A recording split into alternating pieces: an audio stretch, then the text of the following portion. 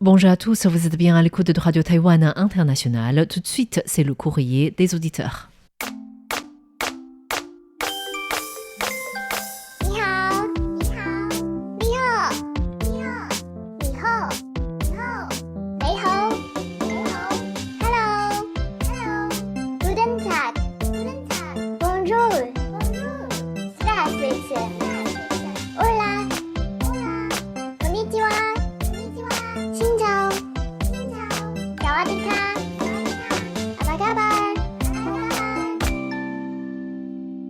，Bonjour à tous, c'est Meguang et François-Xavier Boulet pour vous présenter le courrier des auditeurs de cette semaine.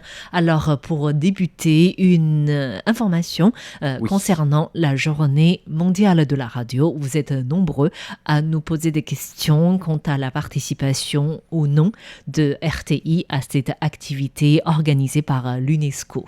Et c'est normal parce qu'on n'en a jamais été aussi proche. On s'en rapproche.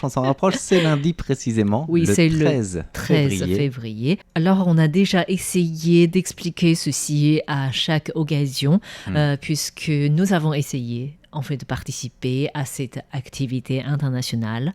Oui. Mais comme il s'agit d'un événement organisé par l'UNESCO, donc l'ONU, Taïwan n'existe pas. Voilà, donc si on veut participer dans la catégorie des pays participants, il n'y a pas Taïwan. Oui. Et on a adressé un mail pour savoir comment RTI pouvait participer, parce qu'on n'a ni envie, ni ce ne serait pas non plus légitimé de participer sous un autre nom que celui de Taïwan. Oui. Ou alors éventuellement Chinese Taipei qui pourrait être acceptable. Mais ni Chine, ni autre, quoi. Oui, donc, et vu que ça n'existe pas, on a posé un mail il y a quelque temps qui nous a toujours été resté sans réponse.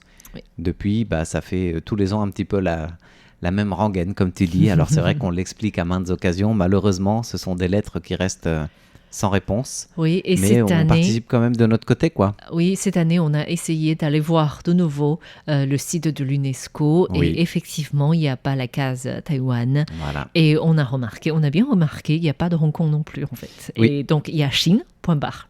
Voilà. Du coup, on va participer de notre côté. Oui, comme c'est le thème de cette année, c'est important, c'est la radio et la paix. Oui. Donc pour Taïwan, c'est, je pense que ça, on est en plein dedans en fait. La paix, elle est où ? Qu'est-ce que la radio peut faire en fait pour contribuer à la paix ? Et du coup, on peut déjà annoncer que la présidente de RTI fera un message à cette occasion.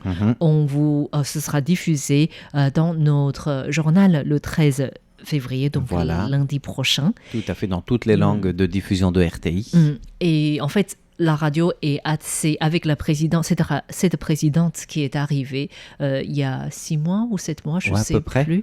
Et elle est active en fait dans ce qui est préparatif et la participation de RTI en temps de guerre, parce que depuis il y a eu justement la guerre en Ukraine et on s'est rendu compte de l'importance de la radiodiffusion dans les moments difficiles.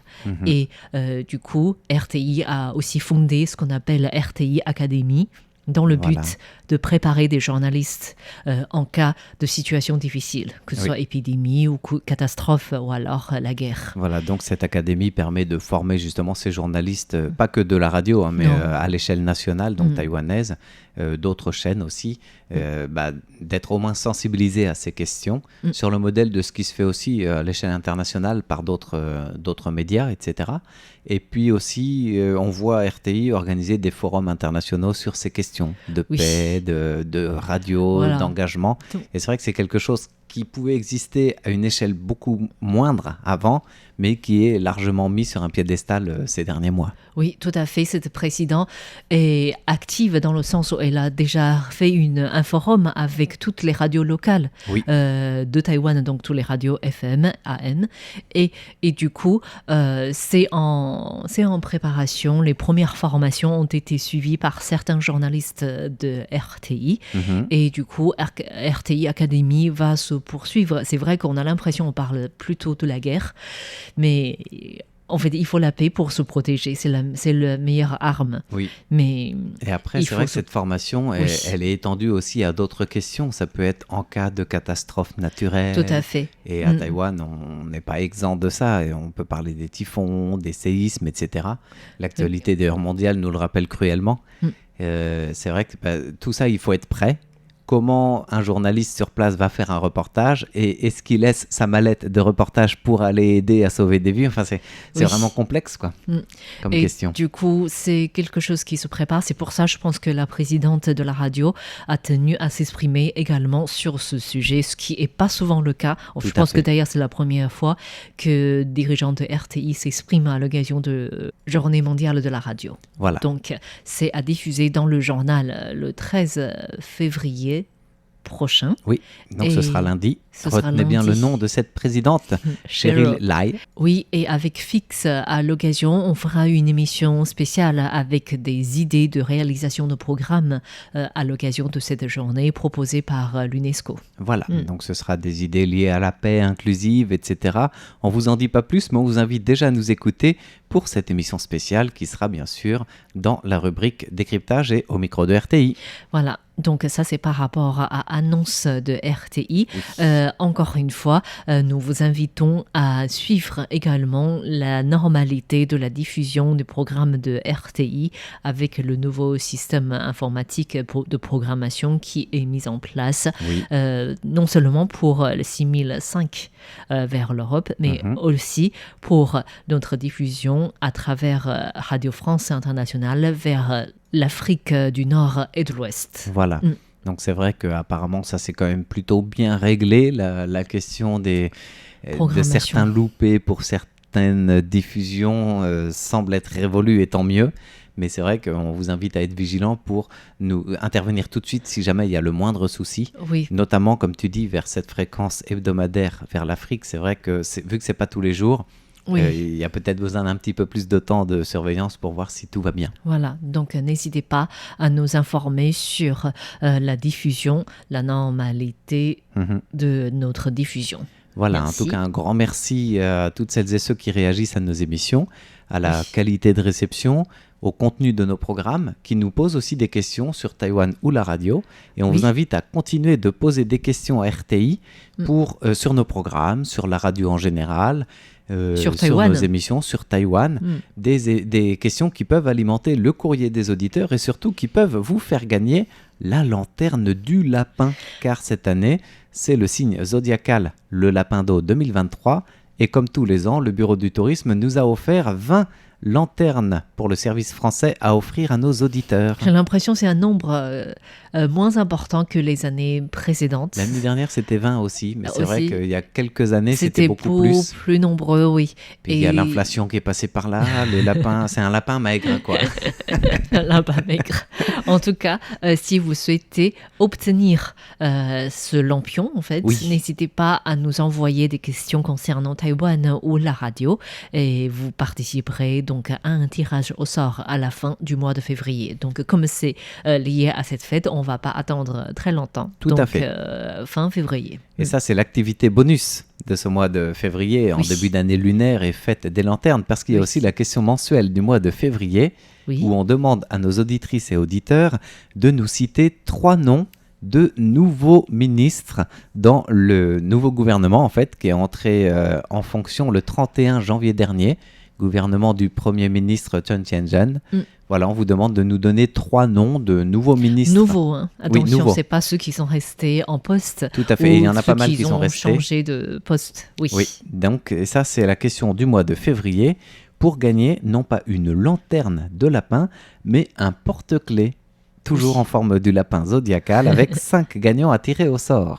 Voilà, donc vous avez également jusqu'à la fin du mois de février pour participer à ce concours. Oui. Et nous vous rappelons rapidement également le concours trimestriel concernant le lapin cette fois-ci. Toujours le lapin, mais cette fois-ci sur la Lune. Oui. Voilà, il passe ses journées non pas sur un transat à siroter un sirop et profiter du soleil, parce qu'il est très loin, il est sur la Lune.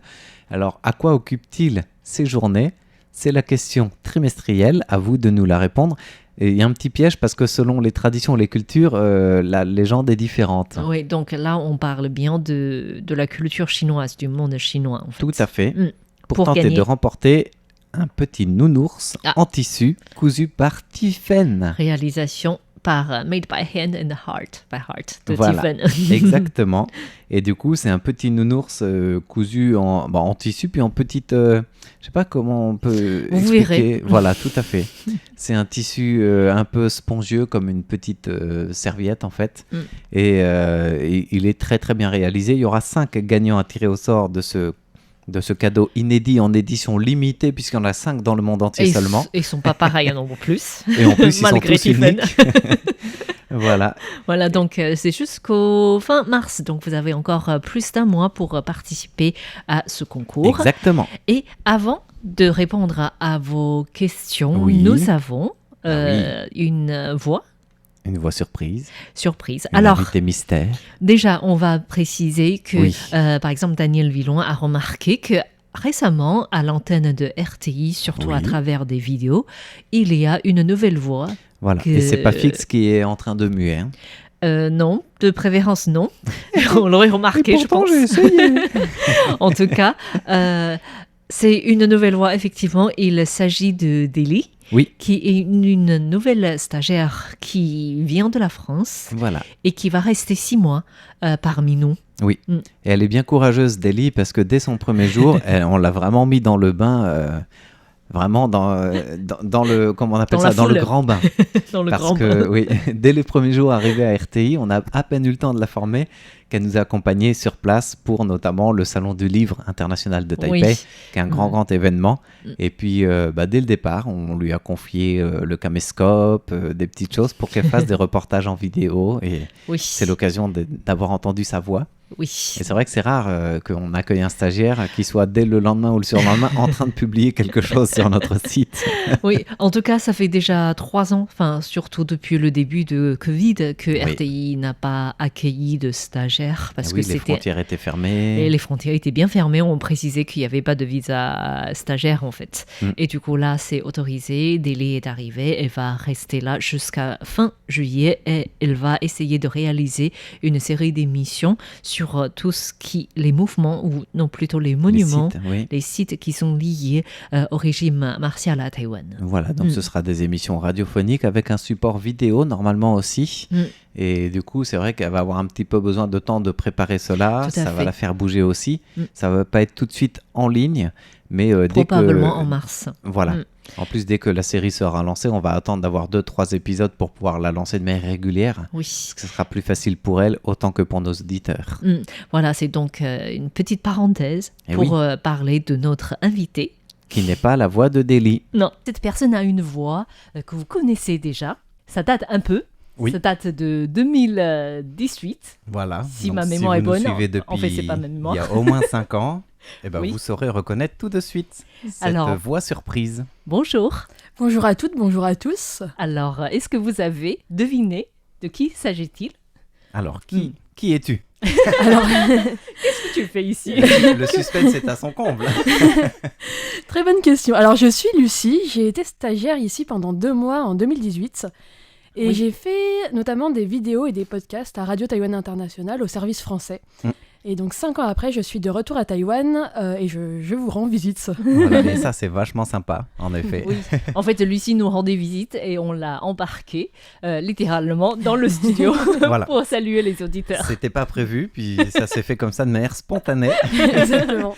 Parce que Lucie a un parcours particulièrement intéressant parce que tu étais donc à l'antenne de RTI, mais depuis, je pense que les auditeurs qui vivent en France ont pu t'entendre ou te voir en France, n'est-ce pas ? Alors c'est possible, particulièrement s'ils habitent en Pays de la Loire, puisque j'ai fait une alternance en fait à France 3 Pays de la Loire, en parallèle avec mon école de journalisme, le CFJ. Et donc voilà, ça a duré 2 ans. Là, je viens juste de terminer et j'ai décidé de repartir à Taïwan pour apprendre le chinois. Et donc voilà, c'était une bonne occasion de passer vous voir. Voilà. Et là, tu es là depuis combien de temps du coup ? Pour ton 2e séjour à Taïwan ? Je suis arrivée fin août. Fin août. Et je vais repartir en France en mai. Voilà, et c'est une formation donc de 6 mois de chinois plutôt intensif. Plutôt intensif, oui, 2 à 3 heures par jour, avec beaucoup de travail personnel, donc je suis bien occupée. D'accord. Alors du coup, on va proposer à nos auditeurs, s'ils veulent t'entendre parler chinois, d'aller écouter RTI en chinois, et on va proposer à nos collègues de t'interviewer en chinois juste après. Alors oui, là je pense que c'est une torture. mais sur France 3, quel genre d'émission tu réalisais? Oui. Alors j'étais à France 3 Région, donc en fait à France 3 Région, il n'y a pas de service en particulier, on traite absolument tous les sujets régionaux. Donc j'ai été amenée à réaliser des sujets à propos par exemple de l'environnement, de la société. J'ai fait un reportage notamment sur un réfugié politique azéri qui habitait à Nantes. D'accord. Voilà, ça peut être aussi des sujets internationaux au niveau local et aussi des sujets très locaux. Donc en fait, chaque jour, comme ici, finalement, on apprend de nouvelles choses et on découvre un petit peu plus la région Pays de la Loire. Et comment les sujets étaient choisis avec la rédaction sur place? Alors le matin, à 9h, on avait une conférence de rédaction, donc tous les journalistes se réunissaient et on discutait tous ensemble pour déterminer les sujets du jour, donc en regardant les actualités, en s'informant auprès de nos sources. Voilà, et puis chaque équipe partait en reportage, donc une équipe télé était souvent composée d'un JRI, donc JRI c'est celui qui tient la caméra, c'est journaliste, journaliste rédacteur d'image, et journaliste reporter d'image, pardon, et un rédacteur, donc voilà, un binôme qui part et qui fait un reportage pour le soir. Et du coup, tous les matins, parmi toutes les équipes, tu pouvais choisir ton propre sujet ou c'est chacun, c'est le rédacteur en chef qui désigne qui va faire tel sujet ou tel sujet? Alors c'était un petit peu les deux. Souvent les journalistes proposent des sujets et parfois des sujets s'imposent à l'actualité, donc il y a forcément des équipes qui sont choisies pour partir sur des sujets en particulier. Donc voilà, chaque jour est différent et voilà, on a à la fois des sujets qu'on a choisis et des sujets qu'on nous impose, mais voilà, qui sont toujours intéressants en général. Et dans cette expérience, qu'est-ce qui a été le plus difficile pour t'adapter ou que tu as rencontré comme expérience de reportage? Alors, j'ai pas d'expérience vraiment en particulier, mais c'est vrai que chaque jour, on a des délais assez limités pour rendre les reportages. Donc, on passe des journées assez agitées en général, mais lorsque le soir, on est content du résultat, c'est une belle récompense après le travail de la journée. Mais non, enfin, il y a vraiment le fait de découvrir chaque jour des nouvelles thématiques, surtout que, voilà, par exemple, moi, je connais pas grand-chose, par exemple, en sport, et il y a des moments où on est obligé de traiter du sport, on est obligé de s'adapter très vite, donc c'est très formateur, surtout pour une jeune journaliste comme moi. Mais donc, comment on fait, en fait? Par exemple, prenons le thème de sport. Tu pars sur le terrain sans grande connaissance sur le sport, mais comment tu fais pour réaliser quelque chose qui pourrait te plaire à la fin, qui pourrait plaire aux spectateurs à la fin de la journée? Alors heureusement, on n'est pas tout seul, on a souvent des collègues qui connaissent un petit peu mieux que nous en sport, on peut leur demander. Nos rédacteurs en chef aussi sont chargés de relire ce qu'on fait, donc pour être sûr qu'il n'y a pas d'erreur dans le sujet. Nous aussi, on doit être sûr évidemment qu'il n'y ait pas d'erreur. Et puis sur place, en fait, on rencontre des personnes qui sont formées, qui connaissent bien leur sujet. Et en fait, c'est assez intéressant parce que je peux aussi adopter la posture de quelqu'un qui connaît pas trop le sujet et ça peut parler aux personnes, aux auditeurs, aux téléspectateurs qui ne connaissent pas le sujet du tout. En fait, on peut poser des questions que ne se poserait pas un spécialiste, par exemple. Donc voilà, ça peut aussi avoir des avantages de ne pas maîtriser à 100% le sujet. Et en choix d'image, tu as ton mot à dire ou c'est le technicien, enfin le journaliste JRI qui gère tout? Alors c'est un travail d'équipe, c'est même un trinôme, puisqu'il y a le monteur qui intervient aussi, on travaille avec des monteurs. Donc le JRI, il choisit ce qu'il filme finalement, il raconte des histoires à travers ces images. Et nous, en salle de montage, avec le monteur, on choisit comment on ordonne les différents plans, comment on les exploite. Et comment faire coïncider ce qu'on raconte avec l'image. D'accord. Donc, du coup, le tout a finalisé dans une seule journée, en fait.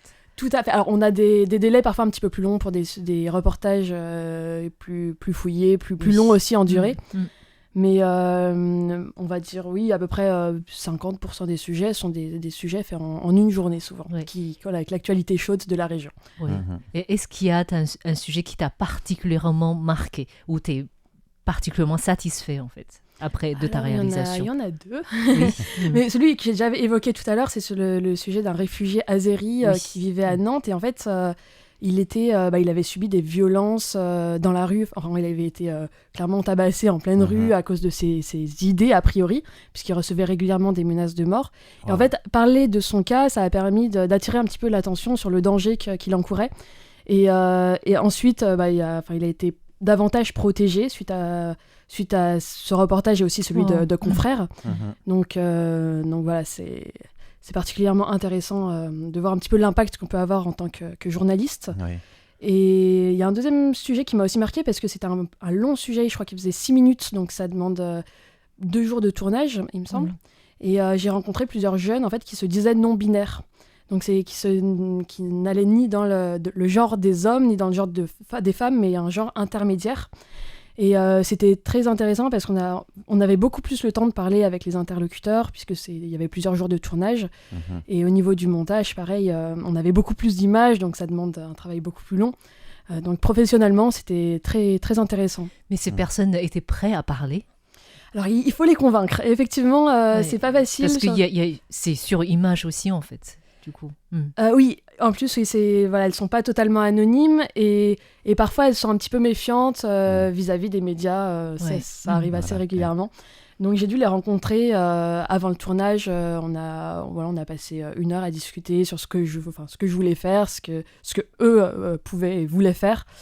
Et donc finalement, ça s'est concrétisé. Mais il a fallu un petit peu de temps pour établir la confiance et pour les rassurer sur le résultat final du reportage. D'accord. Et du coup, tu étais venue à Taïwan, c'était à la fin de tes études de licence. Exactement, oui. C'était en 3e année, j'étais à Sciences Po Bordeaux. Oui. Cette année-là. Et à cette époque-là, lorsque tu faisais le stage à RTI, tu avais déjà une idée en tête d'être journaliste, n'est-ce pas? Exactement, oui. En fait, RTI, quand j'étais à Taïwan, en tant qu'étudiante d'échange, j'écoutais RTI pour me tenir informée de ce qui se passait à Taïwan. Puis je me suis dit que, comme j'avais adoré Taïwan et que je voulais être journaliste, c'était vraiment le stage parfait pour moi, finalement. Voilà, donc j'ai pu... Mais qu'est-ce qui te passionne dans ce métier? Ou qu'est-ce qui t'a attiré ce métier dans un premier temps? Parce que tu as complètement changé d'orientation, en fait, après des études universitaires. Après, tu as fait une école du journalisme. Tout à fait. Mais c'est le déclic. Le déclic, oui, le côté magique. En fait, depuis le début, je voulais être journaliste. Depuis mes années collège, en fait, je rêvais d'être journaliste. Je regardais les informations et j'ai apprécié le fait de rendre accessible à tout le monde quelque chose qui peut être lointain souvent. Et de se dire, à ce moment-là de la journée, il se passe sûrement plein de choses dans le monde, mais moi, je suis dans mon quotidien, j'y ai pas accès. Et j'étais un petit peu passionnée par le fait de transmettre les informations. Et donc, on m'avait dit que de faire un cursus de sciences politiques, ça pouvait aider à amener vers le journalisme. Et donc, Et après, j'ai fait une école de journalisme. C'est vrai que ça fait des études un peu longues de 7 ans, mais voilà. C'était important, en fait, pour ce que tu voulais faire, en fait. Et sur ces 7 ans de formation, il y a 2 mois de stage à RTI. 2 mois de stage à RTI, oui. Quelle place ça a eu dans tes débuts? Parce que c'était un peu la transition justement entre la fin des 3 années de Sciences Po et le début de l'école de journalisme. Tu découvrais le journalisme de l'intérieur par RTI. Tout à fait. Et qu'est-ce que tu as trouvé qui t'a le plus surpris, par exemple, que tu t'attendais pas, ou au contraire, qu'est-ce qui t'a confirmé dans ces 2 mois de stage un peu...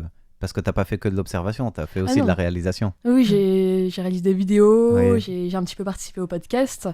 C'était très intéressant parce que j'étais déjà dans un pays que je connaissais, j'avais vécu 1 an à Taïwan, mais pas assez, je parlais pas assez bien chinois pour vraiment être totalement adaptée. Par exemple... fallait que je fasse des petites vidéos, mais le problème, c'est que pour contacter des personnes, etc., je parlais pas très bien chinois, donc il a fallu que je m'adapte en permanence, en fait, et ça, c'était très intéressant, parce que le métier de journaliste, c'est aussi s'adapter à toutes les situations. Donc, c'était très intéressant. J'ai pu redécouvrir Taïwan, parce que travailler sur des thématiques taïwanaises, forcément, on en apprend davantage sur le pays, sur son histoire, sur sa culture.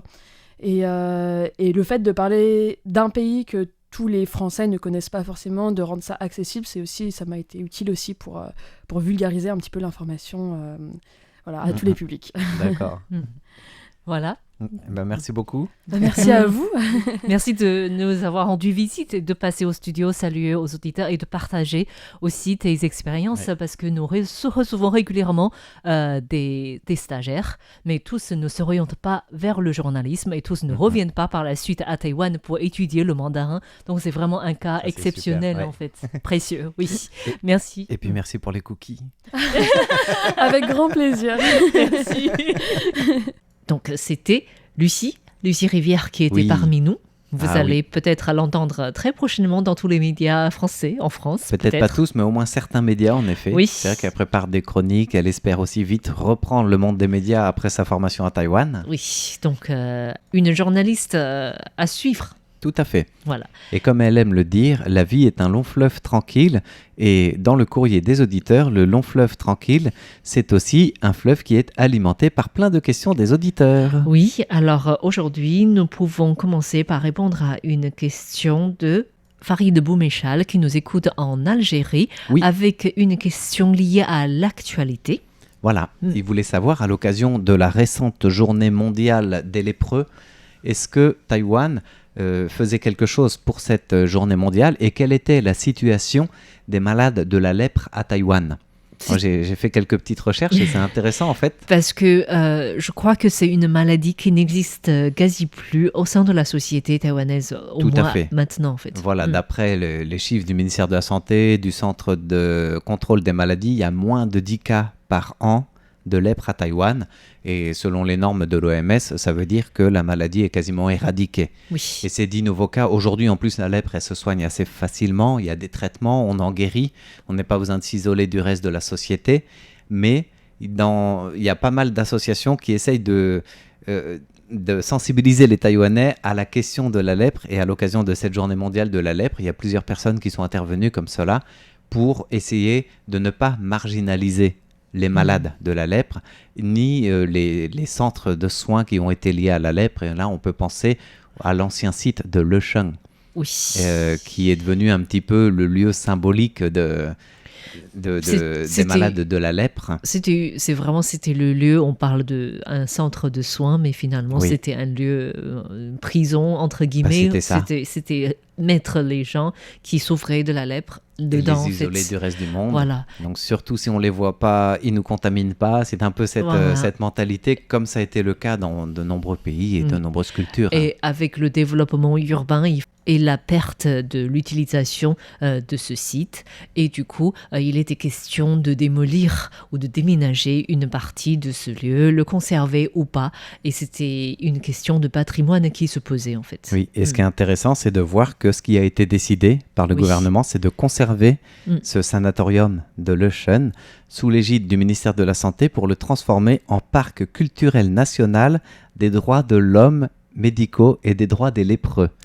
Sachant que quand on parle de la lèpre, à Taïwan, on n'utilise plus le terme phonétique lèpre, mais on parle de Han Shen Ping pour justement essayer de démystifier cette maladie et de moins marginaliser les lépreux. Oui, donc c'est plus un nom scientifique en fait. Tout à fait. Voilà, et ça c'est intéressant de voir que ce parc national qui défend les droits des malades aussi devrait être ouvert l'année prochaine, en 2024. Voilà, donc c'est en préparation. Donc même si Taïwan ne célèbre pas officiellement cette journée de la lèpre, il y a des personnes qui militent toujours pour le droit des personnes qui souffraient ou qui souffrent de cette maladie. Et il y a aussi des personnes qui agissent pour qu'on n'oublie pas cette mémoire au sein de la société taïwanaise. Voilà. C'est vrai qu'aujourd'hui, il y a de moins en moins de malades de la lèpre sont marginalisés, sont oubliés. C'est une maladie qui est pas si infectieuse qu'on ne croyait au départ.